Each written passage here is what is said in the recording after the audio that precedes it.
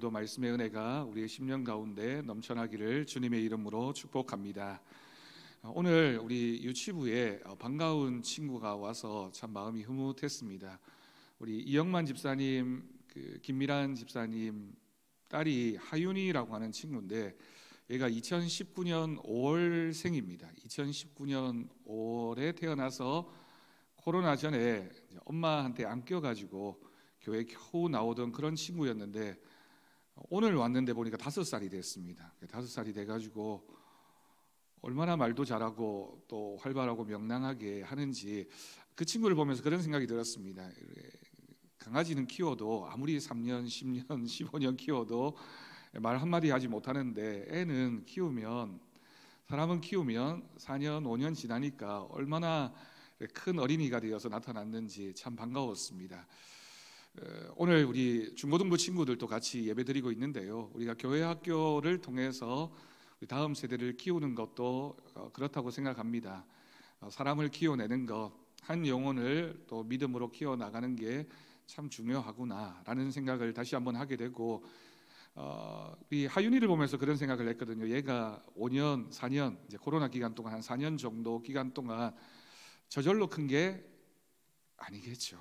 아마 엄마가, 아빠가 얼마나 수고하고 애쓰고 걔를 잘 키우려고 노력했으니까 지금 그 모습대로 성장했을 겁니다. 우리가 아이를 키우는 일에도, 또 교회를, 또 우리의 믿음을, 또 우리 교회 학교 다음 세대를 키워가는 일에도 수고하고 애쓰고 기도하는 모습이 있어야지만 바르게 양육되어진다. 잘 키운 엄마 아빠도 칭찬을 받아야 되겠지만, 또 교회 학교에서 수고하시는 우리 선생님들도, 어제 우리 아동부 겨울 성경학교, 또 오늘부터 내일까지 중고등부, 또 3월 달에는 청년부 수련회도 있습니다. 모든 시간들을 통하여 우리 교회 학교가 다시 한번 힘을 내었으면 좋겠습니다. 여러분, 요즘 성경 읽고 계시는가요? 올해는 우리가 성경을 좀 많이 읽었으면 좋겠다라는 생각을 가지고 매일 우리가 큐티를 진행하고 있는데, 큐티방에 이제 청년들까지 들어오는 바람에 숫자가 한 60명 가까이가 됩니다.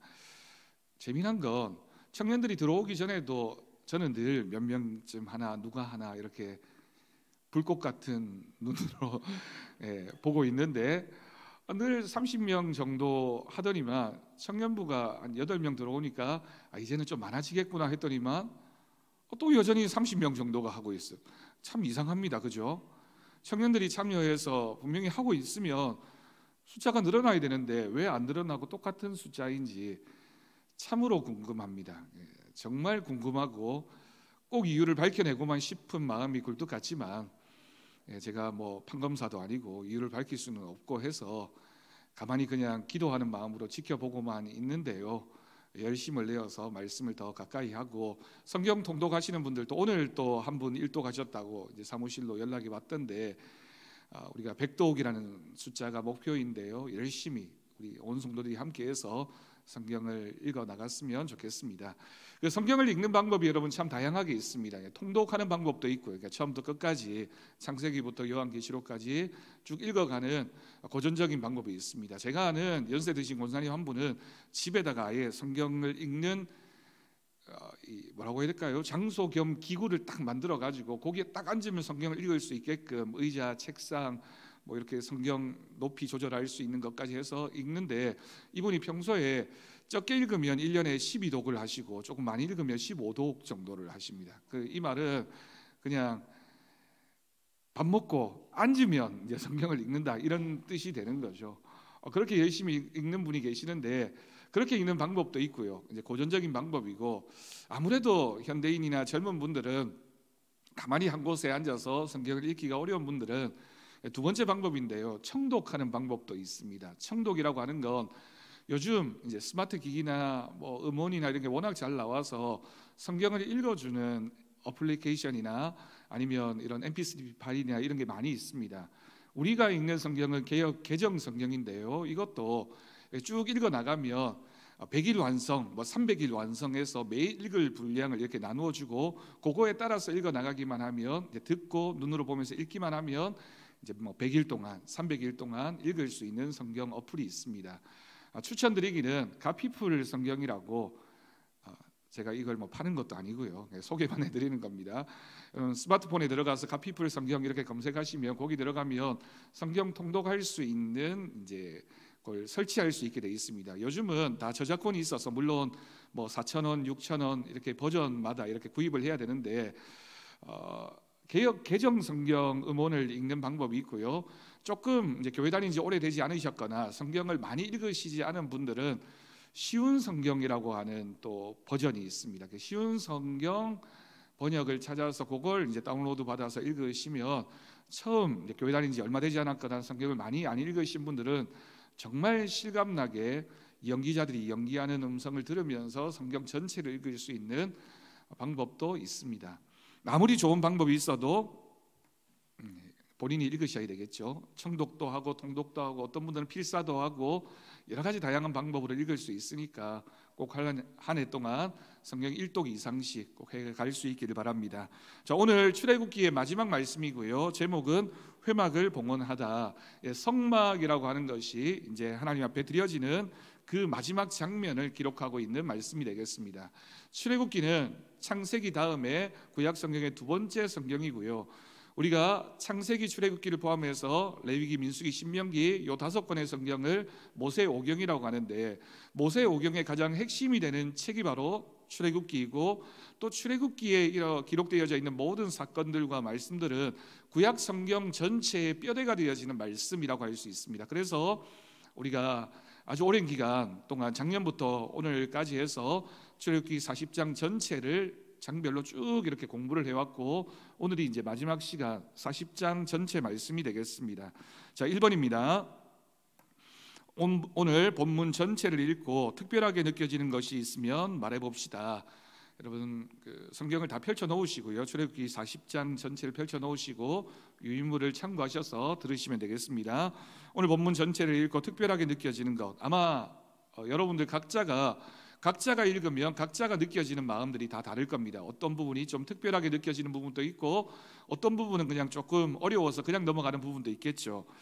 대충 이렇게 보니까 여러분 2절을 보면 성막을 봉헌하는 날짜가 기록되어져 있습니다. 성막을 언제 봉헌했냐면 첫째 달 초하루라고 되어져 있는데 제가 언젠가 유대력, 그러니까 유대인들이 사용하는 달력에 대해서 설명을 드렸는데 유대력의 첫 번째가 바로 출애굽한 사건을 기점으로 합니다. 그리고 나서 이 회막, 성막이 봉헌되어지는 때까지의 기간이 이제 1년이라는 시간이 지나고 새해가 이제 밝아오게 되는, 새해가 시작되어지는 그날에 하나님 앞에 이스라엘 백성들이 하나님 말씀대로 지은 그 성막을 봉헌했다. 그 봉헌하는 장면이 오늘 말씀에 기록되어져 있죠. 자세히 읽어보면, 전체 읽어보면 회막 안에, 성막 안에 모든 기구가 이렇게 쭉 나열되어져 있고요. 우리가 출애굽기 앞부분에서 이 모든 기구들을 어떻게 만들어야 하는지 하나님께서 굉장히 구체적으로 또 세세하게 다 설명해 주셨습니다. 성막 자체도 다 이렇게 말씀해 주셨을 뿐만 아니라 성막 안에서 사용하는 기구도 다양하게 설명을 해 주셨죠. 회막 안에 모든 기구가 제자리에 놓이게 되고 하나님 말씀을 따라 모든 것이 이루어졌다라고 기록하고 있습니다. 출애굽기에 이 마지막 부분에 가면 반복되어지는 문장이 있는데 하나님 말씀을 따라서 그 말씀대로 이 모든 것이 다 만들어졌다라고 하는 거죠. 하나님께서 성막을 만들라, 성막 안에 기구를 만들라고 하실 때는 구체적으로 말씀하셨고 이스라엘 백성들은 전문가를 선택해서 말씀대로 그대로 만들어야만 했던 것입니다. 이제 40장 이 장면에서 모세가 이제 성막을 봉헌하는 일을 감당하게 하셨습니다. 오늘날로 얘기하면 이 성막을 봉헌한다라고 하는 건 우리가 예배당을 건축하고 그 예배당을 하나님 앞에 헌당하는 그런 장면을 생각해 보시면 중요하게 생각할 수 있을 것 같습니다. 이스라엘 백성들이 출애굽해서 40년이라는 시간 동안 광야를 다니게 되는데 그 광야를 다니는 동안 하나님이 이스라엘 백성들과 함께 하신다라고 하는 상징적인 물건, 상징적인 건물이 되었던 것이 성막, 이제 회막이라고 불려지는 거죠. 이걸 만든 다음에 그것이 이제 그들이 모여 있는 12지파의 가장 중심에 놓임으로써 저곳에 하나님이 계시고 하나님이 우리가 움직여 갈 때마다 함께 하신다라는 사실을 믿음으로 받아들이게 됩니다. 자, 2번 질문입니다. 성막을 세우는 순서를 유심히 들여다보고 그 순서를 이야기해 봅시다. 느낌을 이야기해 봅시다.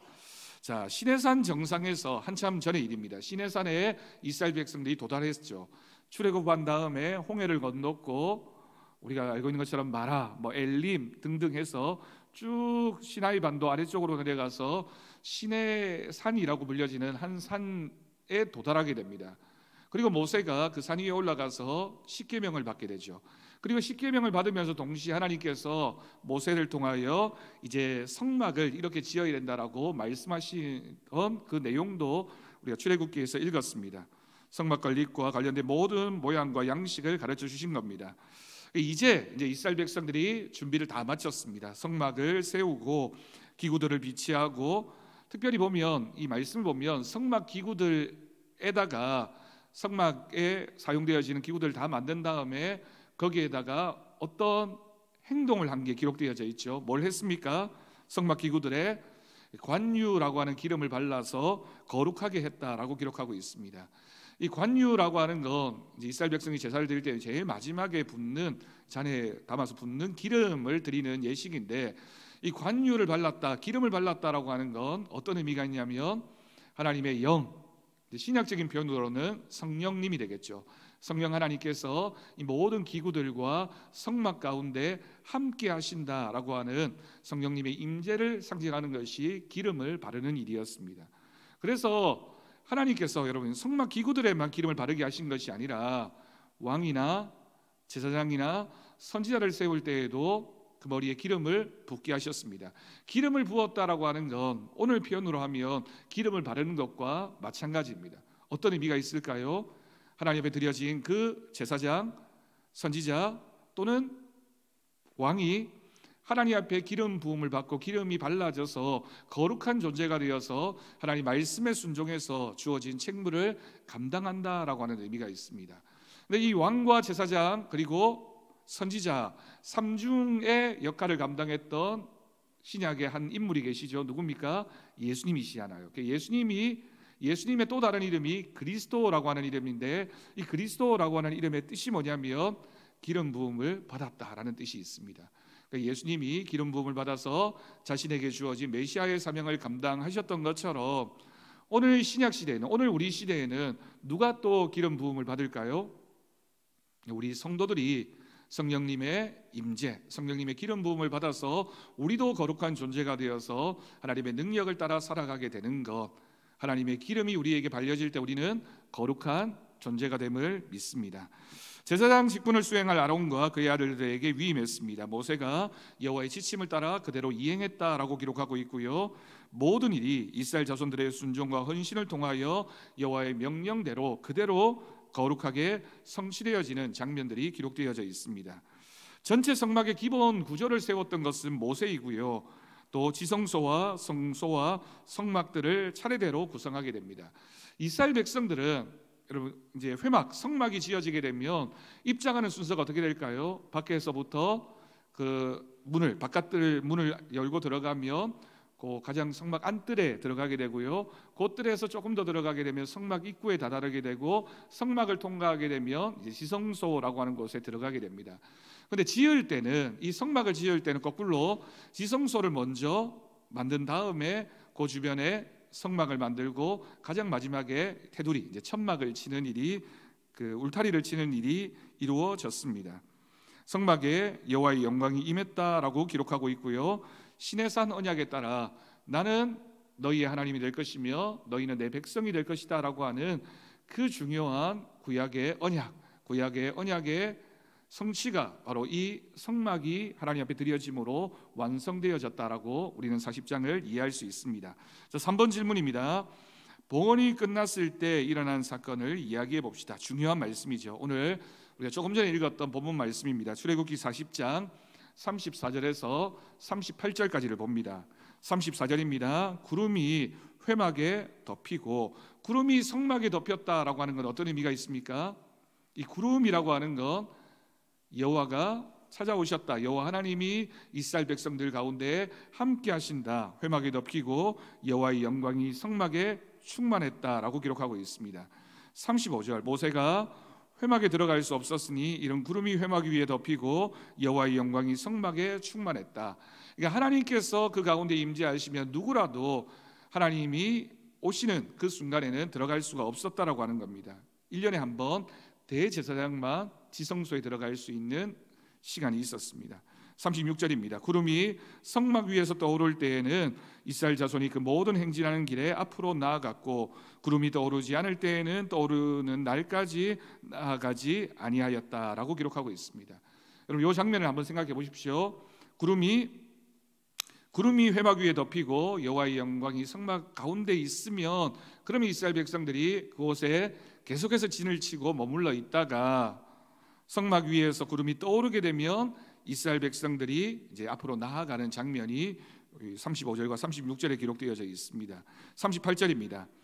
결론의 말씀이죠. 낮에는 여호와의 구름이 성막 위에 있고 밤에는 불이 그 구름 가운데 있음을 이스라엘의 온 족속이 그 모든 행진하는 길에서 그들의 눈으로 보았다. 낮에는 구름 기둥, 밤에는 불 기둥이라고 하는 표현이 어떤 의미입니까? 여호와가 이스라엘 백성들과 함께 하셨다. 그들을 보호하셨고 그들이 어디를 가든지 함께 하심으로 인하여 그들이 안전하게 40년 광야 생활을 할 수 있었다라고 하는 내용이 되겠습니다. 자, 2번입니다. 사건으로 겪어내기. 인간 행복의 조건으로 하나님은 십계명과 성막을 주셨습니다. 그러니까 여러분 시내산에서 이스라엘 백성들이 받았던 가장 두 가지가 하나님 말씀을 따라 주어졌던 십계명과 성막이었죠. 이 두 가지가 왜 우리 인간에게 행복의 필수 조건인가를 나누어 봅시다. 구약 성경에서는 하나님께서 이스라엘 백성들에게 십계명도 주시고 성막을 주셨습니다. 이 두 가지를 왜 주셨을까요? 십계명은 어떤 의미가 있습니까? 구약 성경에 굉장히 자주 나오는 표현, 하나님의 명령과 규례와 법도를 따라서 살아야 된다라고 하는 것, 이걸 다른 말로 하나님의 말씀이라고 할 수 있겠죠. 그러니까 십계명을 따른다라고 하는 건 하나님이 이스라엘 백성들과 맺었던 언약, 명령과 규례와 법도를 이스라엘 백성들이 지켜 행하면 내가 너를 지켜줄 것이다, 함께 할 것이다 라고 하는 약속이 바로 십계명이었던 겁니다. 그러니까 십계명은 계약서라고 할 수 있습니다. 일방적인 명령이라기보다는 너희가 이 명령을 지켜 행하면 내가 너를 떠나지 않을 것이다, 너와 함께 할 것이다 라고 하는 하나님의 언약이 바로 십계명입니다. 그러면 성막은 뭘까요? 그렇게 하나님의 말씀을 따르는 이스라엘 백성들에게 성막이라고 하는 공간을 통하여 하나님이 그들 가운데 임재하셨다라고 하는 겁니다. 하나님이 우리와 동행하신다. 그리고 성막에서 일어나는 일이 뭡니까? 하나님께 제사 드리는 일이잖아요. 요즘으로 얘기하면 하나님 앞에 예배 드리는 겁니다. 그러면 예배를 드린다라고 하는 건 하나님을 만난다라는 의미거든요. 하나님과 교제한다라는 의미죠. 그러면 예배를 드리면 하나님이 우리와 함께 하시고 하나님이 우리와 동행하신다라고 해석할 수도 있습니다. 반대는 뭐가 됩니까? 우리가 예배 드리지 않으면, 예배를 떠나게 되면 하나님과 우리와의 관계는 끊어진다라는 의미가 있죠. 그러니까 우리가 성막과 함께 움직여 갈 때에는, 예배가 늘 우리의 중심에 있을 때에는 하나님이 우리를 지켜보호하시고 함께하여 주신다라고 하는 겁니다. 유럽에 이제 보통 이제 동네가 세워지면 그 마을에서 제일 높은 곳에다가 제일 먼저 지었던 게 교회, 예배당을 지었습니다. 예전에 우리나라의 시골에도 가면 이렇게 마을 중심에 교회가 있는 경우가 많이 있죠. 오늘날에는 이제 뭐 우리 대구만 보더라도 그렇게 말할 수 없겠지만, 교회 중심의 신앙이라고 하는 건 물리적으로도 물론 교회 가까이에 있다라는 의미도 있겠지만, 우리가 늘 하나님과 동행한다, 하나님이 내 곁에 계신다라는 생각을 가지고 살아가는 것이 바로 교회 중심의 신앙. 그러니까 십계명이라고 하는 건 말씀 중심의 신앙을 표현하는 거고요, 성막이라고 하는 건 예배당, 교회 중심의 신앙을 우리에게 말씀하는 것이다 라고 이해할 수 있습니다.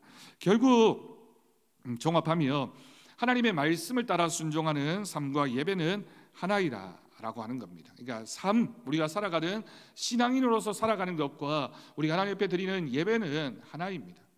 예배는 잘 드렸는데 내 삶은 못 따라가, 이런 건 없습니다. 예배를 잘 드리는 사람은 삶도 잘 사는 사람이고, 삶의 예배가 잘 드려지는 사람은 예배도, 우리가 실질적으로 하나님을 향한 예배도 잘 드려지는 사람이죠. 이 두 가지는 하나입니다. 종종 그런 얘기를 들어요. 저 친구는 예전에는 젊었을 때는 믿음 생활 참 좋았는데, 믿음이 참 좋았는데, 요 뒤에 말은 뭘까요? 요즘은 그렇지 않다겠죠? 여러분, 그런데 생각해 보세요. 예전에 믿음이 좋았던 사람이면 요즘 교회를 잘 다니고 있을까요? 안 다니고 있을까요? 당연히 잘 다니고 신앙생활 열심히 하고 있을 겁니다. 그러면 이게 무슨 뜻입니까? 예전에 믿음이 좋았던 게 아닌 겁니다. 흉내만 내고 있었던 것인지, 아니면 다른 사람들 보기에는 그럴듯해 보였는지 몰라도 믿음이 안 좋았던 거예요. 믿음이 안 좋았으니까 지금 오늘 현재 와서 교회도 잘 안 나오고 신앙생활도 안 하고 하나님을 떠나버린 거지, 그때는 참 믿음이 좋았는데, 믿음이 그때 그렇게 좋았던 사람이 요즘 왜 교회를 안 나옵니까? 그때 믿음이 정말 좋았으면 지금도 자신의 삶에서 예배가 잘 드려지고 있겠죠. 그러니까 우리가 그렇게 사람을 향해서는 함부로 평가할 수가 없습니다. 그리고 나 자신을 향해서도 내가 참 믿음 생활 잘하고 있어 라고 하는 건 내 입술로 증명되어지는 것도 아니고, 오늘 내가 증명되어지는 것이 아니라 언제 증명될까요? 우리가 하나님 앞에 서는 그날, 주님께서 심판주로 우리에게 오시면 우리를 오른편 왼편 양과 염소로 구별하는 그 순간이 오면 우리의 믿음이 어떠했는지가 드러나는 때가 분명히 올 것입니다. 그러니까 나는 믿음 생활 잘하고 있어 라고 착각하는 건 정말 착각일 수가 있습니다. 그러니까 우리는 겸손하게 나는 부족하다라는 생각을 가지고 늘 하나님을 더 가까이 할 수 있도록 애를 써야 되겠습니다. 자, 3번입니다. 가슴으로 이해하기 1번입니다. 1절에서 15절의 기록 뒤에 16절에서 33절까지의 기록이 또 나와야 할 이유는 뭐라고 생각하십니까? 여러분, 1절을 보십시오. 40장 1절을 보면 뭐라고 기록하고 있냐면, 여호와께서 모세에게 말씀하여 이르시되 라고 기록되어져 있습니다. 하나님께서 모세에게 말씀하셨다라고 하는 거죠. 16절을 봅니다. 16절, 40장 16절을 보면 모세가 그같이 행하되 곧 여호와께서 자기에게 명령하신 대로 다 행하였더라. 아멘. 어떤 말씀입니까? 1절에서 하나님, 1절부터 15절까지는 하나님께서 구체적으로 이렇게 해야 된다라고 말씀하신 것을 16절부터 33절까지는 어떻게 했다고요? 모세가 그 말씀에 따라 순종했다라고 하는 겁니다. 우리의 믿음이 그러해야 되지 않겠습니까? 우리가 하나님의 들은 말씀을 그대로 우리의 삶에서 살아내는 것, 그게 뭐다? 좋은 믿음이다. 그러니까 말씀을 잘 듣는 것도 중요하지만 그 들은 말씀을 실천하는 것, 사는 것이 좋은 믿음의 모습입니다. 여호와께서 모세에게 명령하신 대로 되니라 라고 하는 것이 1절부터 33절까지에 여러 번 반복되어져 있습니다. 여호와께서 모세에게 말씀하신 대로 그대로 되었다. 자, 33절을 봅니다. 33절을 보니까 그는 또 성막과 제단 주위뜰에 포장을 치고 뜰문의 휘장을 다니라 모세가 이같이 역사를 마치니 라고 기록되어져 있습니다. 자, 2번입니다. 성막을 세우는 순서가 그처럼 된 이유는 뭐라고 생각하십니까? 여러분의 느낌을 이야기해 봅시다. 자, 성막을 세우는 순서를 보면 40장을 기준으로 해서 앞의 내용을 참고해 보면 지성소를 먼저 세웠고요, 성소를 세우고 그리고 성막들의 순서로 이 성막을 다 만들어 가게 됩니다. 이게 무슨 뜻일까요? 여호와의 말씀이 먼저 있고 그 말씀과 은혜가 대제사장과 제사장을 통해서 백성들에게로 나아가는 구조로 되어져 있다라고 하는 거죠. 그러니까 선포되어지는 말씀, 우리가 하나님 말씀을 듣는다는 건 하나님으로부터 시작되어진 하나님의 능력과 은혜가 전달자를 통하여 성도들에게 미치게 되면 성도는 그 말씀에 응답하고 순종함으로써 하나님이 주시는 은혜와 복을 누릴 수 있다라고 하는 뜻입니다. 오늘날도 마찬가지입니다. 여러분, 가톨릭은 미사, 예전 중심의 예배라면 우리 기독교의 예배는 말씀 중심의 예배입니다. 그래서 예배 순서의 가장 긴 시간이기도 하고 중심에 설교가 선포되어지는 말씀이 있습니다. 하나님께서 설교자를 통하여 성도들에게 말씀을 들려주시면 우리는 그 말씀에 응답하고 그 말씀에 순종함으로써 하나님이 주시는 은혜와 복을 누리게 됨을 믿습니다. 자, 3번입니다. 자, 성막, 한자어가 있죠. 성막을 성막되게 하는 결정적인 요인은 무엇이라고 생각하십니까? 이게 무슨 의미냐면 성막은 물건이 아니라는 거예요. 그러니까 성막이 있다고 만들어졌다고 해서 그것이 성막이 저절로 되는 것이 아니라 성막이 성막되게 하는 조건들이 있다라고 하는 거죠. 그러니까 예배당도 마찬가지입니다. 여러분, 예배당 건축을 잘했다, 그러면 그게 저절로 예배당이 되는 겁니까? 아니죠. 주님을 믿는 사람들이 모여서 함께 예배를 드려야지만, 그 안에 하나님의 말씀이 채워져야지만 거룩한 예배당이 되는 겁니다. 그런 의미입니다. 이런 일이 일어나기 위해 필요한 조건들은 무엇이라고 생각하십니까? 하나님 말씀에 대한 철저한 순종이 있어야 됐다라고 하는 겁니다. 34절, 35절을 보면 그래서 성막을 다 지은 다음에 하나님께 봉헌했더니만 어떤 일이 일어나게 됩니까? 여호와의 영광이 성막에 충만해졌다라고 기록하고 있습니다. 성막을 잘 만들었습니다. 끝이 아니라 잘 만들고 하나님 앞에 기도하고 예배했더니 여호와의 영광이 그 안에 충만해졌을 때 그 성막이 온전해지고 거룩한 장소가 되었다라고 하는 거죠. 우리가 어제도 결혼식을 다녀왔는데요, 결혼을 생각해 봅시다. 두 사람이 서로 사랑했습니다. 그리고 결혼을 합니다. 서약도 하고요, 또 이렇게 약속도 하고. 요즘은 구청에 가서 혼인신고를 하나요? 동사무소 가서 하나요? 오래돼서 저는 구청에 갔던 것 같은데, 하여튼 혼인신고를 하고 이러면 주민등록등본 이렇게 떼보면 이제 두 사람이 부부가 된 게 딱 이제 드러나게 되죠. 그러면 행복한 가정이 이제 만들어지는 겁니까? 아니죠. 우리가 주택이든 아파트든 어떤 집을 구입하든 뭘 했든지 간에 그게 갖추어졌다고 해서 저절로 되는 게 아니라 그 안에 들어가 사는 사람이 그때부터 두 사람이 함께 한 마음으로 가정을 만들어 가는 겁니다. 우리의 교회도 가정도 또 하나님이 우리에게 주신 직분도 내가 받았다라고 해서 끝나는 게 아니라 그것을 이루어가는 과정, 성화의 과정이 있어야지만 하나님 앞에 우리가 정말 진정한 믿음의 사람이 될 수가 있습니다. 4번 질문이 중요합니다. 성막이 완성된 후에 이스라엘을 인도하는 것은 무엇이었습니까? 36절과 37절을 보면요, 구름이 성막 위에서 떠오르면 행진하는 길에 앞으로 나아갔고요, 구름이 떠오르지 않을 때에는 떠오르는 날까지 나아가지 않았다라고 기록하고 있습니다. 38절을 봅니다. 낮에는 여호와의 구름이 성막 위에 있고 밤에는 불이 그 구름 가운데에 있음을 이스라엘의 온 족속이 그 모든 행진하는 길에서 그들의 눈으로 보았더라라는 말씀입니다. 이스라엘 인도하는 것이 무엇이었을까요? 그냥 문자적으로만 보면 뭐였습니까? 구름이 있느냐 없느냐이죠. 그럼 이 구름은 뭘 의미합니까? 하나님께서 이스라엘 백성들에게 지시하는 하나님의 말씀이 됩니다. 우리가 지난 주일에 이걸 배웠죠. 대제사장이 가슴에다가 흉패를 달고 그 흉패 안에 판결을 하기 위한 물건을 두었습니다. 그게 뭐였습니까? 우림과 둠밈이라는 것을 두어서 여호와 하나님 앞에 물으면, 제비를 뽑으면 하나님께서 가르쳐 주시고 말씀해 주십니다. 그러니까 이스라엘 백성들에게 구름이라고 하는 건 그거였어요. 하나님이 말씀하시면 그 말씀에 순종해서 나아가고, 하나님께서 말씀하시지 아니하시면 한 발짝도 움직이지 않는 이스라엘 백성들의 모습입니다. 여러분, 우리는 우리 생각에는, 우리의 마음에는 나가고 싶을 때도 있잖아요. 가만히 있고 싶을 때도 있잖아요. 그런데 우리의 마음이나 생각이 중요한 게 아니라 뭐가 중요하다? 여호와의 영광, 하나님의 말씀이 우리에게 뭐라고 말씀하시는지가 중요합니다. 우리가 나아갈 것인가, 우리가 머무를 것인가, 오른쪽인가 왼쪽인가, 내가 어떤 일을 할 것인가, 내가 어떻게 살 것인가를 결정하는 건 내 기분이나 내 능력이나 내 마음이나 주위 사람들의 도움의 말이 아니라 하나님께서 나를 어떻게 인도하시느냐, 여호와의 영광이 구름 가운데 나타나셨습니다. 5번, 이스라엘의 행진을 주도한 것은 무엇이었습니까? 무엇을 느끼십니까? 결국에는 누가 주도하셨다? 하나님께서 이스라엘과 함께 하심으로 모든 일을 주관하셨다. 우림과 둠밈이라고 하는 여호와의 말씀, 여호와의 은혜가 이스라엘 가운데 충만했다라고 하는 겁니다. 자, 마지막입니다. 삶의 옮겨내기. 1번, 앞에 묵상을 통하여 얻은 것이 있으면 나누어 봅시다. 한번 생각해 보시고요. 2번 질문이 중요합니다. 교회의 인도자는 누구라고 생각하십니까? 그렇다면 교회는 어떻게 인도를 받게 되는 것입니까?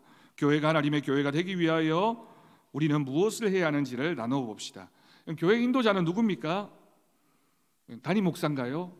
물론 법적으로는 여러분, 우리 더사랑교회 그 고유번호증을 떼보면 대표자가 제 이름으로 되어 있습니다. 그러면 이 교회가 제 겁니까? 와, 저는 되게 부자네요. 저는 제가 언젠가도 얘기했겠지만 경산에 가면 영남신학대학교가 있는 데가 거기가 진량면이거든요. 그래서 거기만 가면 되게 부자가 된 느낌이에요. 전부 온통 다 진량우체국, 진량농협, 진량마트. 저희 와이프 이름이 진량입니다. 그래서 거기 가면 꼭 제 땅이 된 것 같은, 우리 처갓집 땅이 다 거기에 있는 것처럼 그런 느낌이 들거든요. 여러분, 이름이 경산 IC 이렇게 딱 들어가면 바닥에다가 진량 이렇게 딱 써놨어요. 여기 가면 진량 땅이다 이렇게 딱 적어놨거든요. 그러면 여러분 저절로 제 땅이 되는 겁니까? 그렇지 않습니다. 교회 인도자는 누굽니까? 헌금 많이 하는 누구, 어떤 뭐 장로님이나 권사님, 그분이 교회의 주인일까요? 아니면 우리 교회 가족들이 제일 많이 다니는 그 가정이 교회의 주인일까요? 아닙니다. 아니면 우리 교회에서 제일 오래 교회를 다니는 분이 그래도 터줏대감이니까 우리 교회 주인일까요? 결코 그렇지 않습니다. 누구도 이 교회의 주인이 될 수가 없습니다. 그럼 교회 주인은 누구입니까? 교회의 주인은 오직 예수 그리스도 한 분밖에 없음을 믿습니다. 우리가 신앙생활을 하면서 시험에 들지 않으려면, 또 교회가 여러 가지 문제에 빠지지 않으려면 다른 건 다 몰라도 꼭 기억해야 될 한 가지는 교회의 주인은 하나님이시다. 교회의 주인은 예수님이시다. 내 것이 아니다. 내 마음대로 할 수 없다. 아니, 다수결로 할 수 있는 것도 아닙니다. 우리가 다 마음을 모았으니까 우리 교회는 이렇게 돼야지. 그것도 착각입니다. 왜냐하면 머리 숫자가 교회 주인임을 나타내지 않기 때문입니다. 교회 주인은 누구라고요? 예수 그리스도 한 분밖에 없음을 믿습니다. 여러분 믿으십니까? 믿으십니까? 그러니 여러분, 우리가 하나님의 말씀에 순종해야 됩니다. 교회 안에는 하나님이 세우신 질서가 있고, 세상이 아니라 하나님의 질서를 따라, 하나님의 말씀을 따라 우리가 순종하는 믿음으로 나아갈 때 하나님께서 우리의 삶을 인도하시고 주장하시고 복된 교회, 복된 가정으로 만들어 가실 줄로 믿습니다. 우리가 출애굽기를 마쳤습니다. 이제 출애굽기를 통해서 받은 하나님의 은혜의 말씀들이 우리 모든 성도들에게 출애굽하는 역사로, 또 가나안 땅에 들어가는 은혜로 주어지기를 주님의 이름으로 간절히 축원합니다. 기도하겠습니다. 하나님, 우리의 삶에 출애굽하는 역사가 있게 하시고, 출애굽한 우리들이 광야 생활을 하는 동안 저 땅에, 가나안 땅에 들어가기 전까지 하나님 말씀에 순종하며 우림과 둠밈으로, 구름 기둥과 불 기둥으로 인도하시는 주님만 바라보며 믿음으로 나아가는 우리가 되게 하여 주옵소서. 광야와 같은 인생길에서 주님을 바라보게 하시고, 주님이 나가라고 말씀하시면 순종하게 하시고, 머무르라고 말씀하시면 또한 그 말씀에도 순종하는 우리가 되게 하여 주옵소서. 우리 교회 주인이 하나님이심을 고백합니다. 우리의 가정의 주인도 하나님이심을 고백합니다. 온 세상 만물 역사 가운데 주인 되시는 하나님을 바라보며 믿음으로 살아가게 하여 주옵소서. 우리 주 예수님의 이름으로 기도드립니다. 아멘.